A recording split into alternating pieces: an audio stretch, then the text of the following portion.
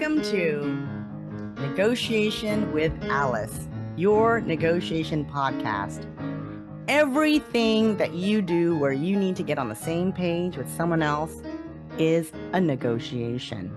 So whether you have to negotiate a contract with someone, or you simply need your boss to sign off on that program that you'd like to implement, or you want to figure out how to rebalance the chore structure in your home, or talk about what vacation you want to go on. All of these things are negotiations. So in my podcast, we go over both personal and professional conversations, which all are considered negotiation, and I will give you tips on how to come out ahead. Welcome to the show. Welcome, listeners, to another episode of Negotiation with Alice. We had a little bit of a technical glitch today, so we had to move over from our regular platform, but I'm very excited to have Kelly Myers here. Kelly and I work in sort of the same arena of divorce. And so, Kelly, welcome. Thank you for having me. I'm so happy to be here. And Kelly, I would love for you to share with my listeners what you do, who you work with, how you help them. Absolutely. So, I'm a divorce coach and a co-parenting specialist, and I really help people going through divorce handle all those moving parts, not just the emotions, but all of those kind of practical, strategic decisions that need to be made around things like co-parenting, communication, negotiations, and how to work more effectively with their divorce team. And my goal really is to help people be clear about the decisions they're making, feel confident about those decisions, and probably most importantly, to be able to look back years from now and not have regret.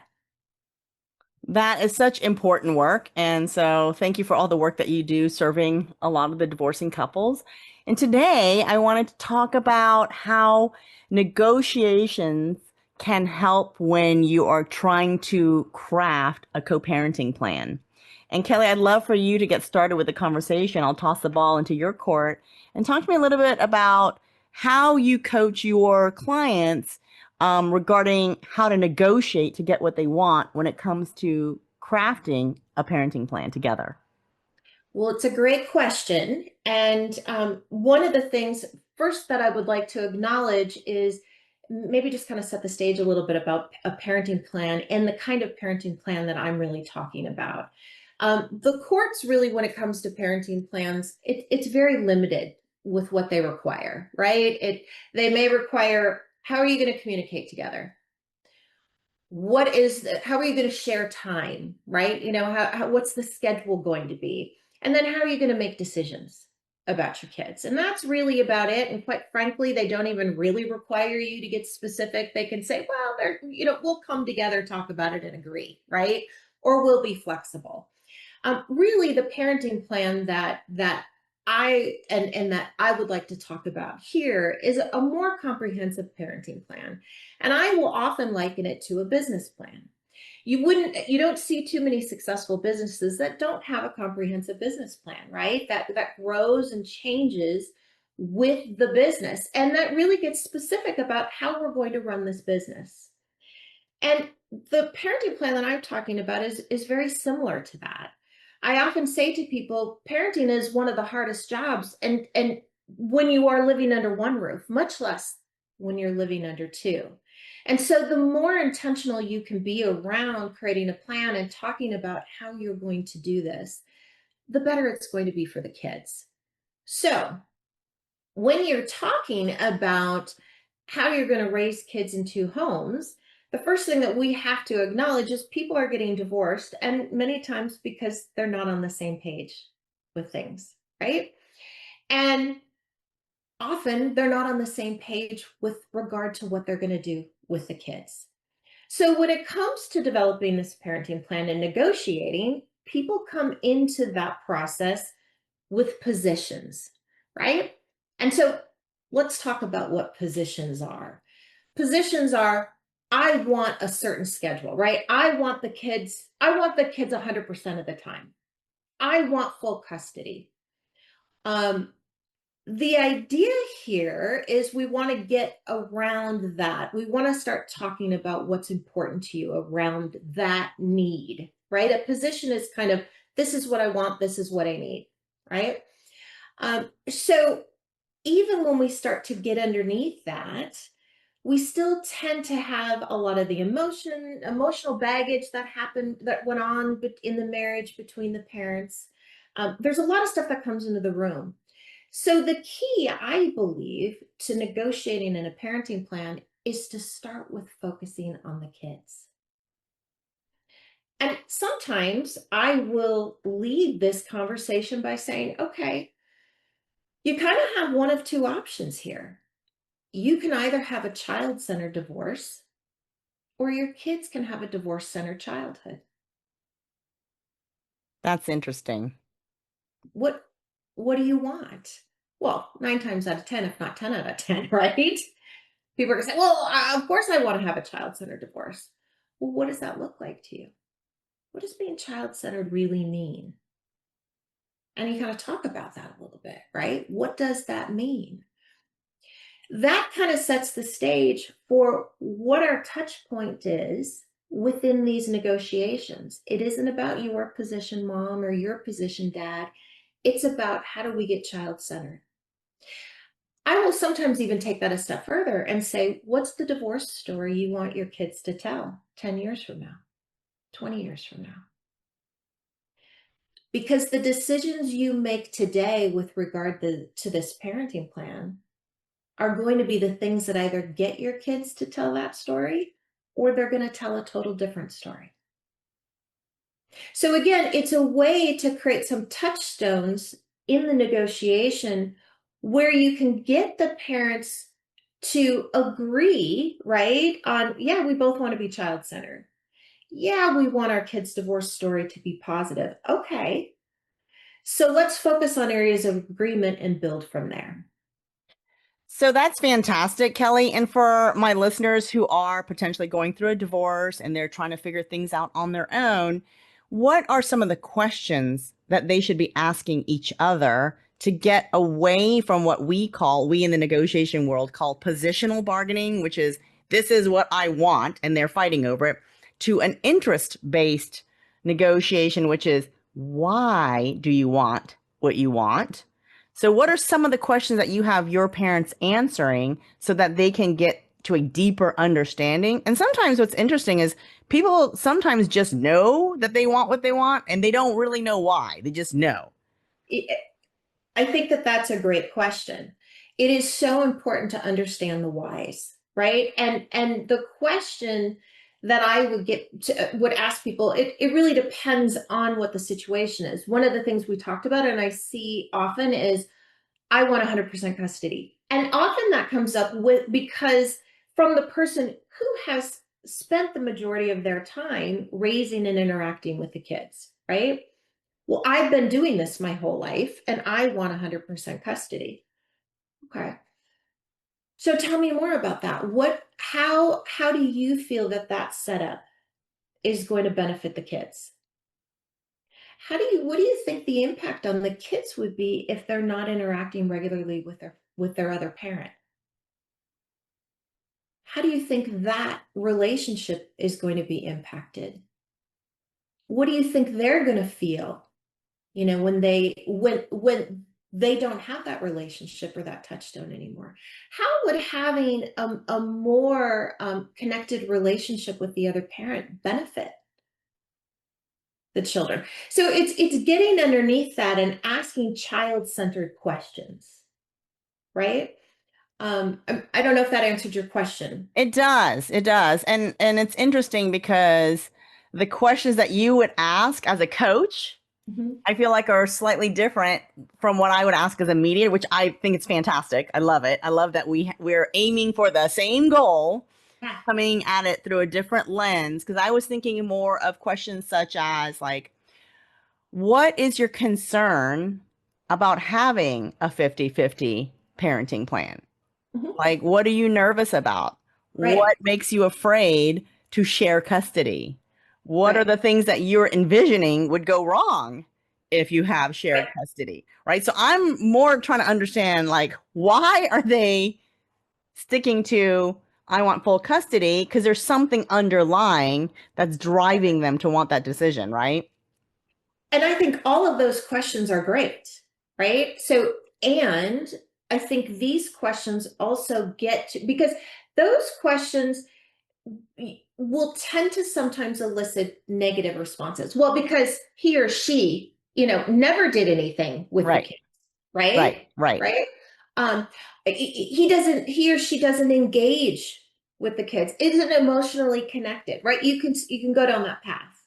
Yep, The questions I asked kind of get them to focus on, what would be the benefit of the children, have spending time. Where do you think that could be difficult for them? Right? It's getting them to put themselves in their kids' shoes and think about the impact of these decisions on those little bodies. yep. And I think And it's really important because when you are in a fight or flight mode, which is typically the entire time you're going through a divorce, you probably are feeling like you're in fight or flight.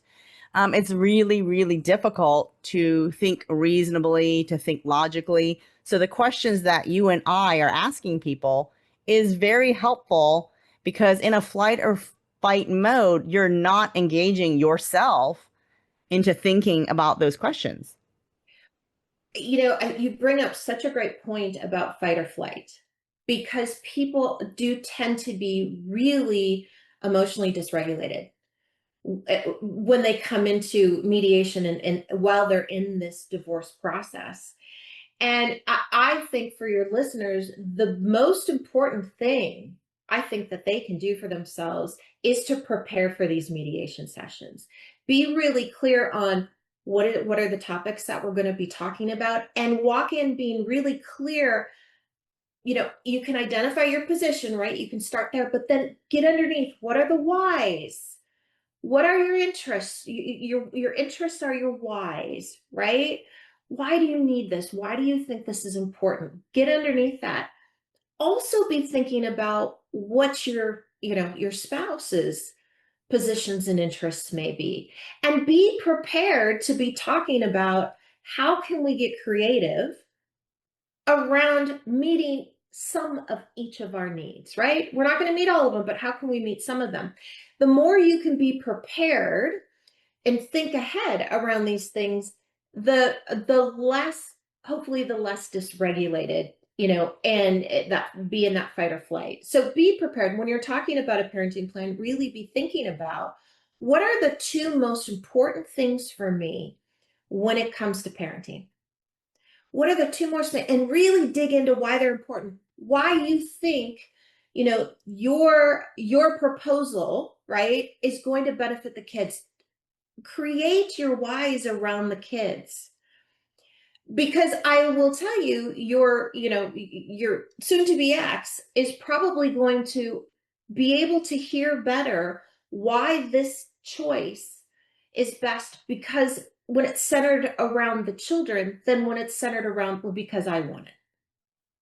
Right. Now, I have a good question for you, Mhm. Kelly, because this does come up in the co-parenting situations. Not always, but sometimes it does, where both parents believe they're thinking about the best interest of their child, and Mhm. they're on vastly different pages.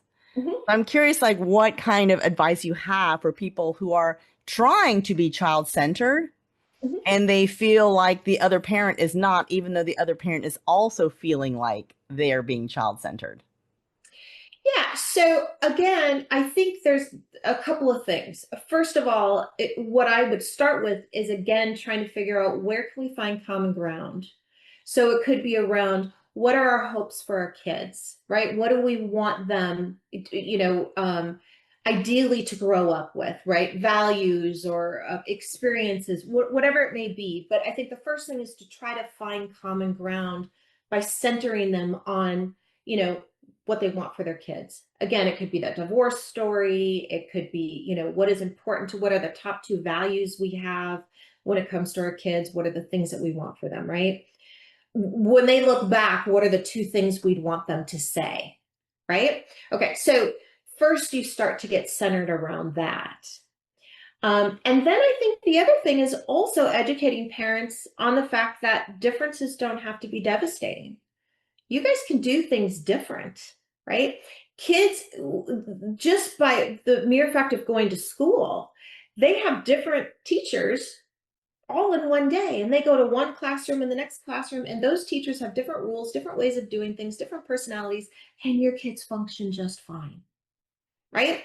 So it's letting them know, hey, listen, you don't have to do everything the same way, but where we can find some consistency, it's going to be important for the kids, because consistency is the thing that is really important for kids. So where can we find some common ground? And that's where, if you start with that common ground, where do you have some shared, interests when it comes to the kids? And let's use that as a springboard to get a couple of things agreed upon. You may only get a couple. And then let's start looking at, okay, what is going to be different? I think it's almost more important to know what's going to be different, and how co-parents are going to do things differently, because that's where parents are going to have to lean in more to support their kids. Yeah, I think that they also, like, sort of what I'm hearing you say, sort of reading between the lines, is that if you have been the parent who's been doing all the parenting, you're going to inevitably have to give up some control. Like, Yes. however much control, like if it's 50-50 or what have you, because like you said, households operate differently. And so you kind of have to just lean into that and just say, well, when you're at dad's house, you follow dad's rules, and when you're at mom's house, you follow mom's rules. You do, and also I think it's important to lean in with the kids and be able to empathize. I can understand that's difficult, right? Because what you have to understand, again, if you're putting yourself in your kid's shoes, it would be like you having a different boss every week, Right. right? How hard would that be? And also having empathy for the fact that your kids, when they come back to you, they may be living under, the rules or the understanding of what the parent they were just with. Bedtime's always a good example, right? That parent may not have a strict bedtime. The parent they're going to does. Well, first of all, from just a sleep health, issue, it's going to be hard for them to go to bed at that bedtime. So leaning in, helping them transition, helping them come up with a ritual when they come back to the house to resettle them into the different structure, but also being empathetic that, yeah, I can imagine that's hard. And another thing that I really try to have people think about is what are some interests that it's not just that you share, but where you're different, because you can frequently negotiate their interests for your interest. So Mhm. if something else is important to them, you can say, you know what, that's not as important to me. I will give that to you Yes. if you give me this thing, right? Well, absolutely. And that's where I think, it's not only important to prepare to understand what your needs are, what your interests are, but to also do that work to be thinking about, what do I think, my soon to be ex positions and interests are, right? So you're kind of preparing ahead and thinking about, the fact of the matter is, for the listeners out there, your spouse better than anybody else, Right. right? So if you can sit and think about, what do I think they're going to come and need and want? Um, how can I talk to them in a way, that is more business-like around, I understand this is important to you, right?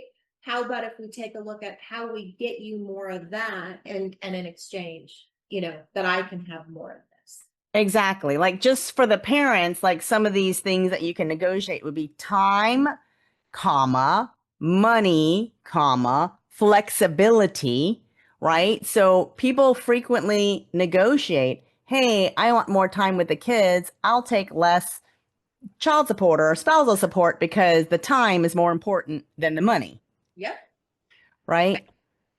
absolutely. And again, that gets back to, I think, just globally, outside of a parenting plan, you really need to enter into the mediation process or the divorce process as a whole, whether you're mediating, litigating, or whatever you're doing.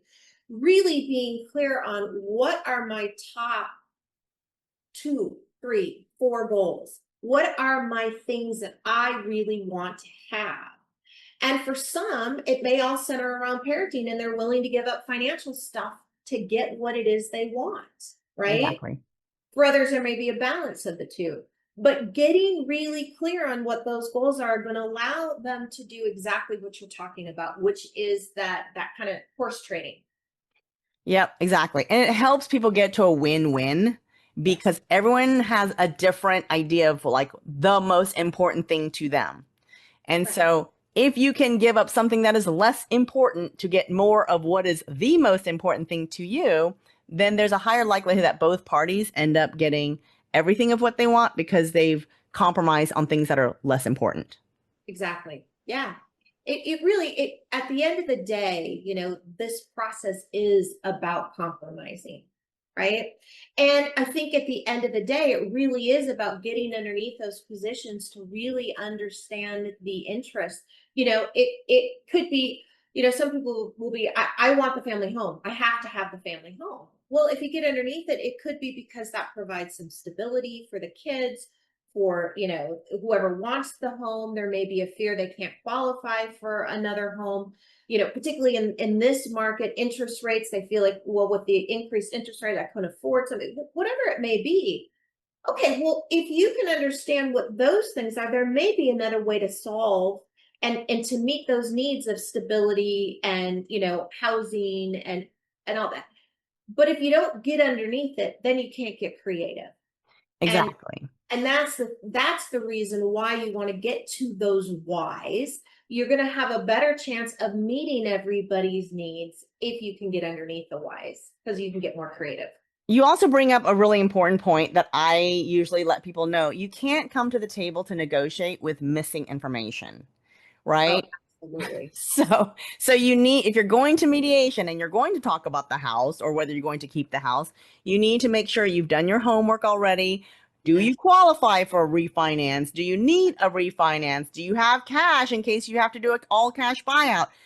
All the different things, or like, are we in agreement on what the house is appraised for?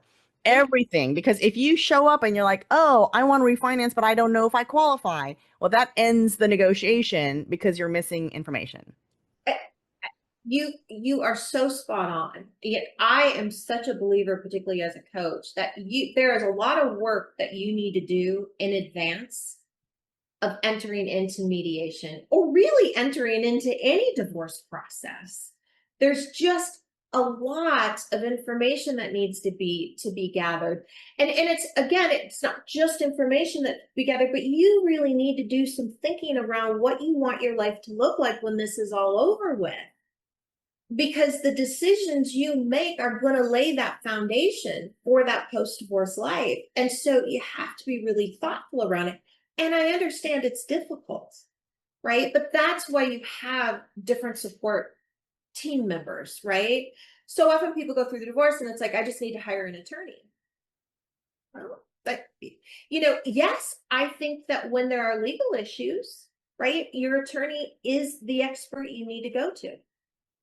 When there's financial issues, you really should be working with a divorce, financial expert, a certified divorce financial analyst.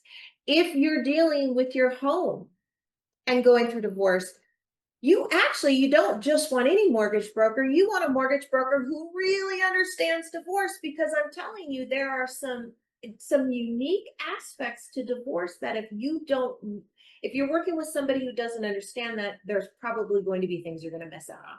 Exactly. Yeah, there's something called a certified divorce lender. Yeah. So you can go find them. And there are also real estate professionals who have a certification in divorce. Yes. So all of these people are specialized in understanding the nature of divorce, the fact that your situation in divorce might be vastly different than someone who is not going through divorce. And so you want to make sure you connect with those people so that you're not missing out, like you said, Kelly, on something, that would solve your problem. Absolutely. And the one thing that I want to say to people, because I can imagine, because I went through my own divorce, the thought of bringing other people on my team, just all I'm seeing is dollar signs and money, right? flowing out. And what I want to say is that, particularly when it comes to the mortgage broker and the real estate professional, they typically won't charge you, Nope. right? Because they get paid if you sell or buy a home, and when you do a mortgage, right? So don't worry about those people. Then, so you've got your CDFA and your attorney. And what I would say is, working with the CDFA, typically their rates are going to be less than attorneys. Not always, but typically they're a little bit less, right? Well, I would rather work with an expert in whatever issue I'm dealing with, right? So rather than using your attorney, who may have a lot of financial knowledge, I mean, they do this all the time. So it's not that they don't have it, but that's not what they live and breathe every day. They live and breathe the law.